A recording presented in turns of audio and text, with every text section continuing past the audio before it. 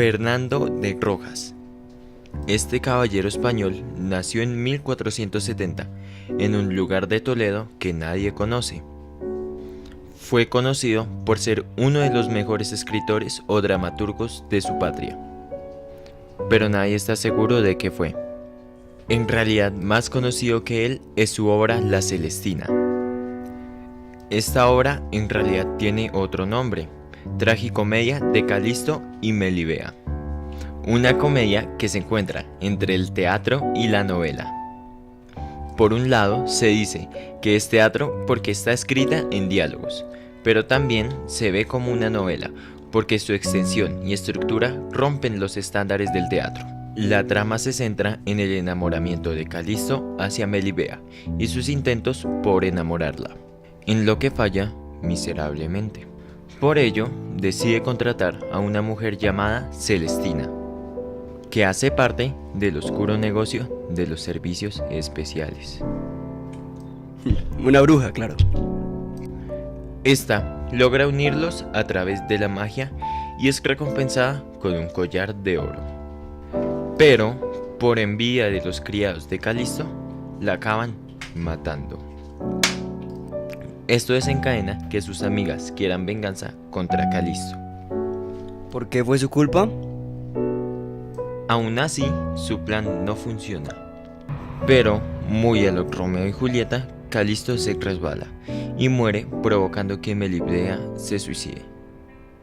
Y todos felices para siempre. Qué buena historia, ¿no? Aunque no parece muy compleja, esta historia fue tan importante para la literatura española y mundial que hasta se creó un subgénero con su nombre y se dieron múltiples inspiradas en su historia. Erasmo de Róterdam. No hay fecha oficial de nacimiento, sin embargo, se sabe que nació en Países Bajos y murió en Suiza. Colaboró con Fausto Adrellini. Escribió sus adagios en 1500, que eran moralejas, refranes y proverbios de las antiguas Grecia y Roma. Para cuando murió ya había escrito 4500 adagios. Por otro lado, se sabe que dictó teología en Cambridge. Erasmo hizo críticas a los poderes establecidos y abusos por parte de los malos religiosos. Ahora sí, algunas de sus obras más importantes fueron Elogio de la locura.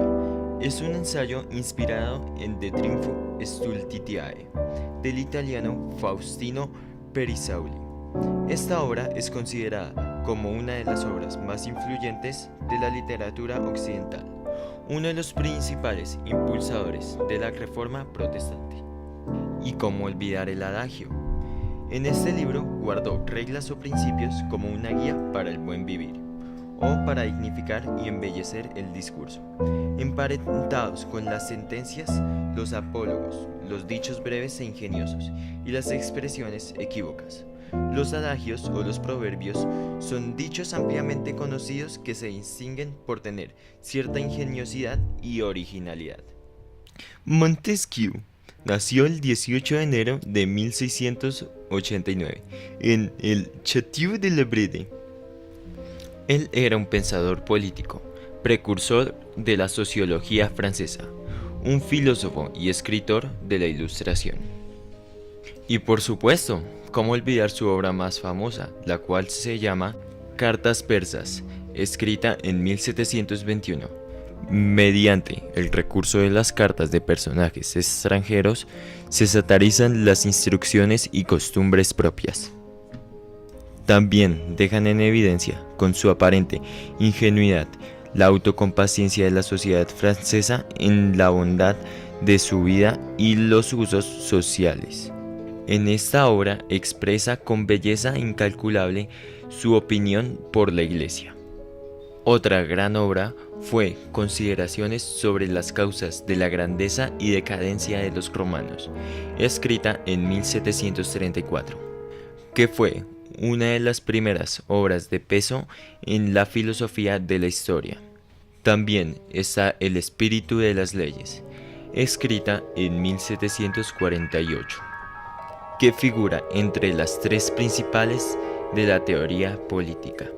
En esta analiza la república, la monarquía y el despotismo, donde sostiene que debe darse una separación y un equilibrio entre los distintos poderes, a fin de garantizar los derechos y libertades individuales. Marlowe, mejor conocido como pedrastra, espía, homosexual, hereje o conspirador católico, es en realidad un autor que precedió a Shakespeare, aunque la verdad es que ambos se conocieron y escribieron Enrique IV en equipo. Sin embargo, por encima de su papel como autor están sus obras, que son su verdadero legado.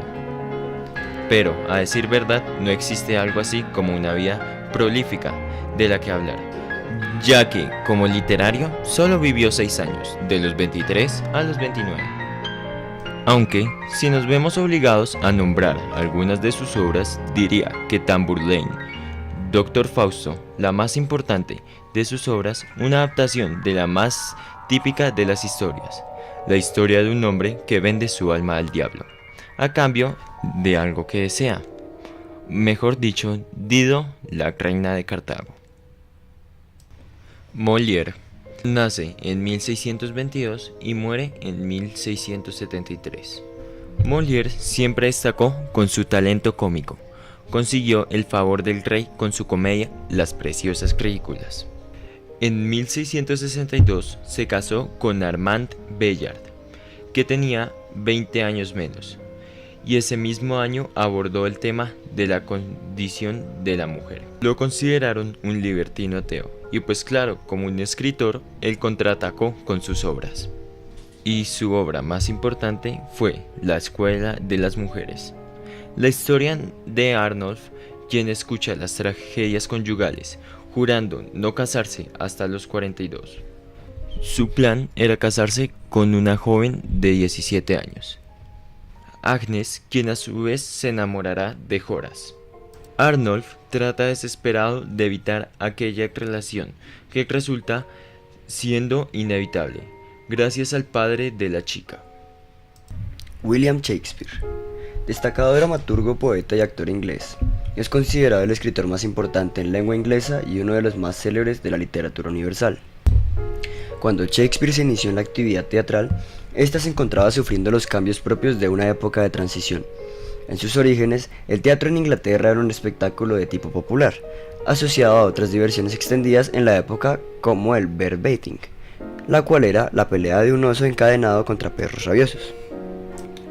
Al igual que muchas tragedias occidentales, la de Shakespeare suele describir un protagonista que cae desde el páramo de la gracia y termina muriendo, junto a una ajustada proporción del resto del cuerpo protagónico. Se ha sugerido que el giro que el dramaturgo hace del género es el polo opuesto al de la comedia. Ejemplifica el sentido de que los seres humanos son inevitablemente desdichados a causa de sus propios errores, o incluso el ejercicio irónicamente trágico de sus virtudes o a través de la naturaleza del destino o de la condición del hombre para sufrir, caer y morir. En otras palabras, es una representación con un final necesariamente infeliz. Aunque se le atribuyen a otros autores muchas de sus obras, alegan que William Shakespeare no tenía un elevado nivel cultural como el que tenían muchas de sus obras. A pesar de esta crítica al dramaturgo, no existe evidencia alguna que demuestre que esto fuera cierto. Algunos dicen que era un noble quien escribía sus obras por él. Dos de sus obras más famosas fueron Rómulo y Julieta, dos enamorados que a pesar de las diferencias familiares, tratan de casarse por lo clandestino y vivir un amor oculto afrontando las adversidades del conflicto familiar, finalizando con el suicidio de ambos que sellaría una unión entre ambas familias. La segunda obra es Hamlet. Esta transcurre en Dinamarca y trata de los acontecimientos posteriores al asesinato del rey Hamlet, quien era el padre del príncipe Hamlet, a manos de su hermano Claudio. El fantasma del rey pide a su hijo que se vengue de su asesino. La obra transcurre vívidamente alrededor de la locura, tanto real como fingida, y de la transformación del profundo dolor en desmesurada ira, además de explorar temas como la traición, la venganza, el incesto y la corrupción moral.